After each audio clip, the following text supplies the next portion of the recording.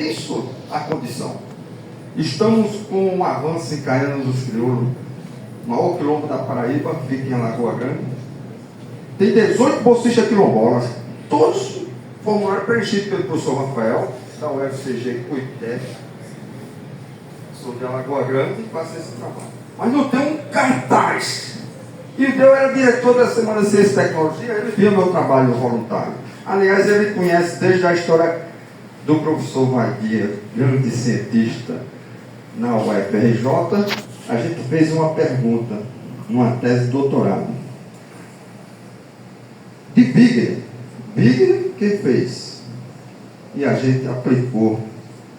A resposta dele ficou solta no ar, ninguém se interessou, 1950. Partindo das equações de movimentos, a relação de comutação de mecânica quântica bem conhecida, né? É XP igual a PX mais IH cortado. Ou seja, não comuta momento linear um operador posição. No limite H cortado tendendo a zero, então fica XP igual a PX. Partindo das equações de movimento, será que a gente chega a essa relação de comutação canônica da mecânica quântica na descrição do Schrödinger, na mecânica quântica ondulatória? A resposta é negativa. Ele encontrou um operador a mais, CR, e H cortado mais CR. Quando C é zero, restaura. E o Young, em seguida, em 1951, fez a proposta desse operador ser um operador de paridade. Sendo que não tinha aplicação. Mas, com a colaboração de outro indiano, o professor Jaraman, ambos já faleceram, né? Que Deus o tenha. A gente colocou a parceria com a álgebra de supersimetria, porque esta álgebra de Wigner-Heisenberg tem comutador e anticomutador, é a álgebra graduada de Lie, como é a álgebra de supersimetria. Quando a gente fez isso, e colocou RC no sigma 3 mais 3 de Pauli em diagonal, 2 por 2, com 1 e menos 1 na diagonal principal, a gente conseguiu resolver o oscilador harmônico em 3 dimensões, o átomo hidrogênio em 3 dimensões e outros sistemas quânticos. Tese de doutorado em 2 anos e 3 meses. É para arrepiar. Mas foi pai dia com o Jarama ajudando o professor Rafael, filho de Mané, que trabalha lá em Cuité. E o teu... Você estava lá. Eu ficava questionando por que você não defende. Esse homem trabalhava muito, mas não queria defender. Eu defendi correndo, voltei, passei no concurso da Bahia e passei no concurso de Cajazeiras. A Bahia não chamou, Cajazeiras chamou. Fui para lá e recebido com banda de música, o primeiro doutor no sertão da Paraíba. Então, essa questão, né, da filosofia é importante, mas eu trabalho com um aspecto quantitativo. Então, aí encerrando, né, eu gostaria de dizer que amanhã vou fazer esse mini curso, Métodos Alternativos em Mecânica Quântica, utilizando a álgebra de Wigner-Heisenberg. É uma generalização da álgebra de Heisenberg, né? A álgebra de Wigner-Heisenberg é amanhã e depois de amanhã, mini curso 35. Parabéns, professor. Abraço, está tudo no blog Ciências e Educação. Quem perdeu vai ver. Valeu. Ô, professor, bom, parabéns pela palestra. Aprendi bastante. Professor, eu queria fazer. Meu nome é Daniel. Eu queria fazer uma pergunta mais do ponto de vista da metodologia histórica mesmo. O senhor falou que já no início ele teve esse trabalho do Bell, ele teve uma recepção muito acanhada e um estigma, na verdade. Mas eu pergunto se talvez isso não deva ser incluído no local de publicação em que ele fez esse trabalho, onde ele publicou esse trabalho, e a amplitude da divulgação, que às vezes a gente percebe que isso influi também. Porque, às vezes, se você tem um tema, e esse tema ele é abordado por muita gente, ele fica logo conhecido. No entanto, se ele é um tema que está sendo discutido pouco, ele é publicado em um veículo que não tem tanto impacto assim, às vezes demora, e talvez seja um dos fatores que o primeiro experimento só saiu em 72, depois em 1964.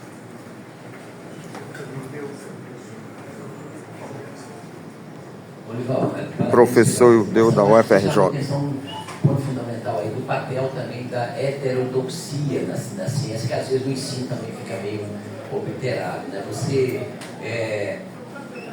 Uma coisa curiosa, histórica, né, que esses dissidentes, de certa maneira, os grandes proponentes, os jovens que fizeram a física quântica 100 anos atrás, eram dissidentes da física clássica.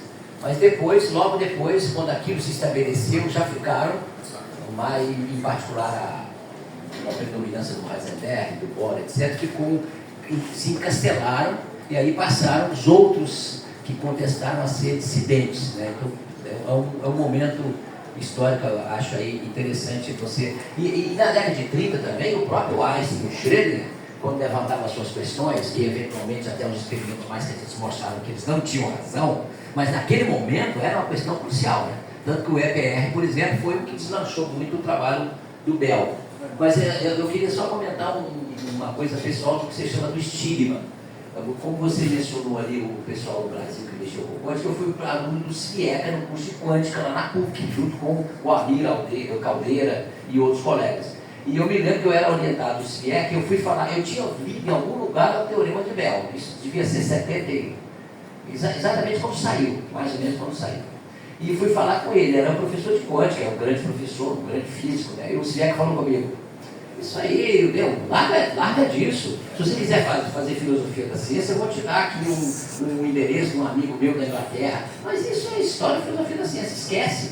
Isso aí você vai perder tempo. Então foi a lição de estigma presente. E os livros de quântica que a gente usava, você mencionou o Messiaen, mas praticamente todos os livros da década de 70, 80, 60, né? Com algumas raríssimas exceções, como o de Broglie, que ninguém usava, eles não mencionavam qualquer discordância em relação à interpretação da física quântica. Era dado e acabou. Então não fazia parte da física, como você mencionou. Eu acho que esse estigma se propagou pelo ensino. Por isso que eu acho que a gente, como professor, deve estar muito atento a isso, porque a gente também é um veículo de passar o estigma para frente. Né? Se a gente não está atento à importância da discordância. O próprio Feynman, né, que é um defensor ali, de certa maneira, naquele momento, mas o próprio Feynman, quando foi estudar mecânica quântica, foi incomodado. Tanto que ele faz uma formulação diferente, porque ele não conseguia entender a mecânica quântica do Heisenberg. Então tem fatos na história da ciência que eu acho que ilustram muito, e a gente do ensino pode aprender muito sobre... Eu não sei como é que foi o seu... Você fez a física na UFBA, eu não sei como é que foi lá o curso de física, mas o que eu fiz na UFMG e depois aqui na PUC, na pós-graduação, era muito centrado numa visão muito esquematizada da física quântica. Então, você questionar qualquer coisa, você estava fora do circuito, então não tinha a ver. Então, esse estigma estava presente também aqui nos nossos cursos de física. Obrigado. Vou fazer um comentário, então, agora invertido. Perfeito, Ildeu. Essa história de você ter tido essa interação com o Vieck é fenomenal. E veja, você entrou na universidade, a gente estava falando de data, 73. Então essa interação foi de 73 para frente. Portanto, não é o Teorema de Bell ainda publicado numa revista que já eu comento obscura, não? Já era depois do primeiro experimento. Então era a visão, e veja, você está falando com o Zviek, uma pessoa absolutamente sintonizada com o que estava acontecendo no mundo. Era uma percepção de que aquilo ali não tinha futuro. Não dava futuro. Não? E a responsabilidade nossa como professor na propagação disso, não tenho dúvida. Você me fez uma pergunta de natureza pessoal. Na graduação eu passei por quântica sem maiores problemas. Quando eu me dirijo para a graduação, eu atrasei o início da minha pós-graduação, na época muito envolvido com atividade política, eu tive a sorte de ter um curso de quântica no mestrado, dado por um professor que você conheceu pessoalmente, Aurélio Ribeiro, já faleceu. O Aurélio deu o curso de quântica, e o curso de quântica dele eram assim, duas partes, que uma não dialogava muito com a outra. Tinha a parte do cálculo, e ele trouxe um pacote, no tempo das fotocópias, de 30 artigos para a gente examinar. Foi lendo esses artigos aí, por curiosidade minha, que eu descobri o seguinte, que tinha um baita debate sobre os fundamentos da mecânica quântica que eu não sabia. Não? Foi com ele que eu escrevi o primeiro artigozinho sobre as ideias de Fock. Então, o papel do professor é absolutamente essencial. Por isso, quando eu uso a expressão dissidente quântico, eu uso como digamos, um rótulo, uma categoria criada para descrever os físicos que da década de 50 até o iníciozinho da década de 80 desafiaram a ideia recebida de que não tinha boa física a ser feita nesse campo. Então veja que eu não coloco no rótulo de dissidente quântico quem era contra a interpretação de Copenhague. Não era por isso que eles eram dissidentes. Eles eram dissidentes porque achavam que ali tinha boa física para ser feita e nesse período. Ou seja, eu nem coloco. Aliás, é curioso, porque o Anton Zeiger, que entra nessa. O Zeiger, eu entrevistei ele, no livro, referência à entrevista com ele, ele não, eu considero um dissidente quântico. É claro que você pode estar pensando que não, agora é legal ser dissidente quântico. Mas ele me chamou a atenção de que ele participou de um evento organizado pelo Bell em 76, na escola de Elite, na Itália. Não? E aí eu fui conferir as atas, ele estava lá mesmo. Não? Mas é evidente que essa turma que atua agora, que está lidando com computação, com informação quântica, não chamando isso de dissidente. Por outras razões, eu não chamo de dissidentes um Einstein ou um Bohr, porque eles não enfrentavam obstáculos, eles tinham suficientemente, eles tinham uma posição simbólica na física suficientemente fortes para não enfrentarem esse tipo de obstáculo. Agora, você fez uma referência que eu achei muito interessante, que, num certo sentido, os jovens de 23, 26 anos que participaram da criação da teoria quântica também poderiam ser considerados um outro sentido de dissidência. Eu acho que isso faz muito sentido. E há uma expressão que você conhece, que é o Knabenphysik, que é a expressão seguinte, era a física dos boys, a física dos garotos. Não? Porque um número, tem um livreto escrito pelo Alexei Kozelnikov, esse russo, que já esteve aqui no Brasil várias vezes, que ele explora exatamente isso. Eram jovens com bolsas de pós-doutorado, nenhum com posição permanente, e que, portanto, não estavam também muito nas amarras do mundo acadêmico, ou seja, estavam à vontade para... E era gente com 22, 23 anos. Tá? Essa que era a faixa. E eu gosto dessa expressão, aí eu faço propaganda, está para sair pela Cambridge University Press, o título agora me esqueço, mas é o seguinte, sobre as mulheres que participaram do desenvolvimento da física quântica e que foram apagadas por um viés de gênero, um outro tipo de viés. Não? Devo dizer que lá vai aparecer um artigo escrito pela Bárbara Miguel e pelo Ivan sobre a Sônia Schauer. Então, plena concordância. O problema do artigo do Bell veja, a gente tem que examinar sempre. Eu, quando comecei a mexer com isso, eu tinha uma certa simpatia por essa hipótese, porque o artigo do Bell é publicado numa revista que não existe mais. A revista chamava-se Physique. Não? Então, a minha tendência era achar que a revista não foi muito influente. Não? O próprio Bell, nos depoimentos dele, diz, mas é uma revista que eu peguei porque não cobrava taxa de publicação. Não? Mas quando eu comecei, aí você tem que estar, o problema de metodologia, você tem que estar muito atento ao risco do anacronismo. Pelo olho de hoje, pelo olhar de hoje, você tem que achar que era uma revista pouco influente. Não? Mas eu cheguei à conclusão de que não era.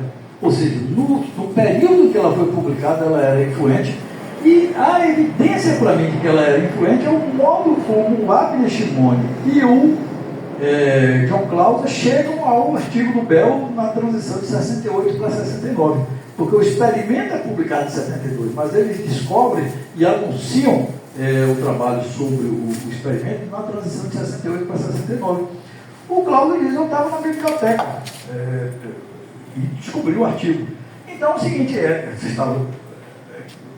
Eu não sei se essa revista, é uma boa questão, se essa revista tinha ou não tinha assinatura aqui no Brasil, mas era uma revista que teve uma curta existência, mas era uma revista que era assinada e publicada, digamos assim, e assinada e estava depositada em grandes bibliotecas. Ou seja, o Clauser encontrou a revista na biblioteca da Columbia e o Shimon encontrou na biblioteca da Boston University. Não?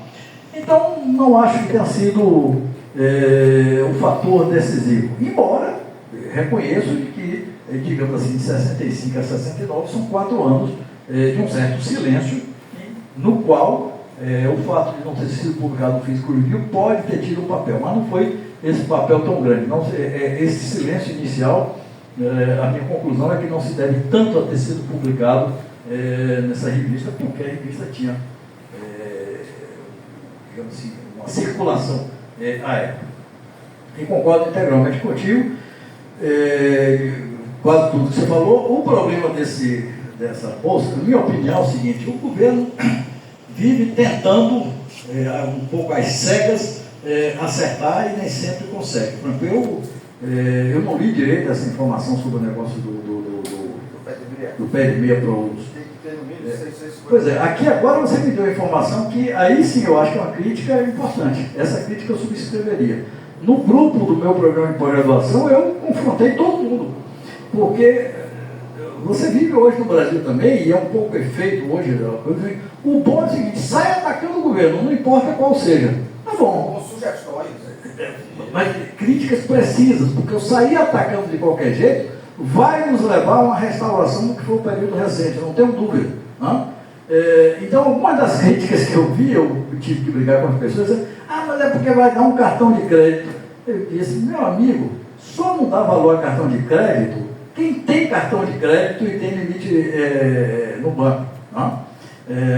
Mas o que você está me mostrando aí com o desempenho é que talvez não tenha a cobertura que eles pretendem ter. Agora, concordo plenamente contigo, o problema da educação é mais fundo. O problema da educação, no fundo, é que a gente não superou completamente. Deixa eu completar. Não superou completamente. Não, agora, na minha opinião. Agora, né? Não superou completamente, eu acho.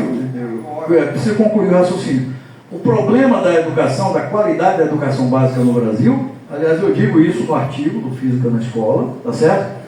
O problema de fundo é que nós tínhamos uma boa escola básica para poucos. Quando a gente generalizou a escola, ela virou uma escola deficitária, ela não virou um projeto de nação. Agora, qual é a razão de fundo? A gente tem que conectar isso o seguinte: melhorar, aí o velho Brizola não tem jeito, melhorar a escola básica é vencer talvez a última etapa da herança da escravidão, porque é isso que é o problema. Os migrantes, mesmo pobres, que para aqui vieram, tiveram uma educação, migrantes brancos tiveram uma educação melhor do que os escravos libertos, que não tinham nem terra nem dinheiro para sobreviver. Essa é a chaga da sociedade brasileira. Então esse é que é o desafio, acho que da educação brasileira. A qualidade da educação básica não se resolve num passe de mágica. Agora, o que dificulta resolver é quando você não reconhece a profundidade do problema. Aí fica difícil, porque aí você acha que uma solução miraculosa, e nós vimos cada solução em si importante. Você pega o PIBID, é importante? Mas não resolve. É isso aí. Obrigado. Dá dinheiro para o professor.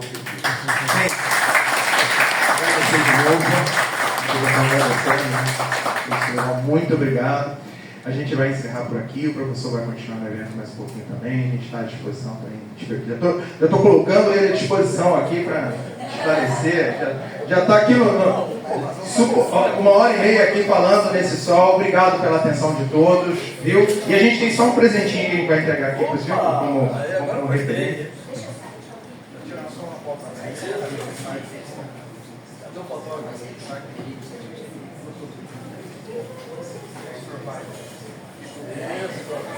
Valeu, velho.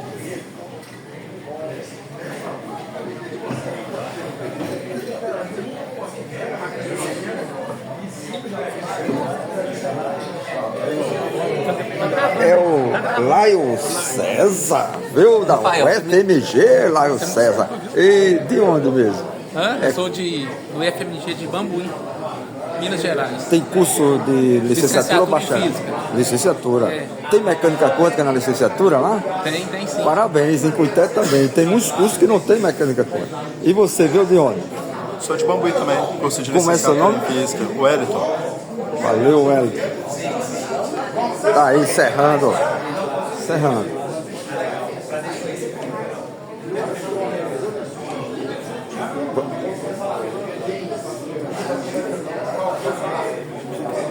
Eu quero pegar aquele sempre que o governo era o coordenador geral da Assembleia Nacional de Ciência e Tecnologia.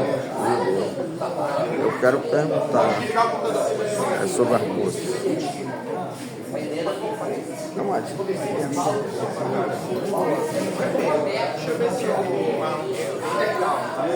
Tá encerrando um grande momento hoje do evento Simpósio Nacional de Ensino de Física e a palestra em homenagem ao centenário da mecânica quântica ministrada pelo professor Olival, que não para, ele continua ali, o debate é incansável, é o diretor científico do CNPq.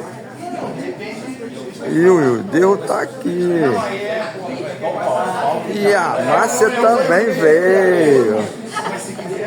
Olha, Márcia, o Ildeu não fala, ninguém fala que os cursos de licenciatura colocam o professor em pé de igualdade com o curso de engenharia elétrica, com o curso de ciência da computação, onde tem mestrado e doutorado e mais de 400 bolsas, um currículo desse tamanho, competindo com o professor de licenciatura. Não ganha PIBIC. Eu tenho um ganho porque eu faço um esforço extraordinário, mas muitos professores são deprimidos, porque eles só ganham mesmo no processo de iniciação científica do PIBIC. E eu quis dizer, por que não pega esse pé de meio e faz PIBIC agora? Por exemplo. Não é? Você, aluno, vai ganhar uma bolsa, mas procura um orientador. Se você tiver um orientador, gostou da sugestão? Isso é uma coisa que a gente fala na UERJ há muito tempo. Tá. O aluno recebe uma bolsa, mas ele precisa ter um orientador e ele precisa se envolver em alguma atividade de ensino, de pesquisa e tudo isso. Nós já tivemos uma situação assim na UERJ. Eu recebi um aluno que ganhou uma bolsa, porque ele foi o primeiro colocado no vestibular da UERJ. Ele está saindo, se quiser falar com ele. E ele veio trabalhar comigo. E foi ótimo. Ele teve bolsa o curso todo. Cumprimenta lá, cumprimenta que ele está saindo. Parabéns, professora Márcia. Deixa ele falar. E ele se tornou professor, esse aluno que teve. Ele se tornou professor, é professor aqui no Rio. Aqui tem foto e vídeo. Foto e vídeo. Então, estou trabalhando com ciência nacional. Agora, você tem um grande efeito. Felipe, dá licença. Aqui no Rio. E aí eu estou em parceria com o professor Ivan do Gel, e a gente está trabalhando sobre o acervo lá do Hamburg, do Schenner, e aí a gente está com a questão de política, né, como a SPF, como as instituições políticas agem no desenvolvimento da física. Porque normalmente agora não tem. Então, exatamente. Aí esse eu quero contato com o primeiro. O professor Ildeu ainda continua ali no debate, o Helder também continua no debate, e a professora Márcia aqui presente, representando a UERJ. É o 26º Simpósio Nacional de Ensino de Física, aqui na UF, em Niterói. Clima tá demais, suando muito, cara.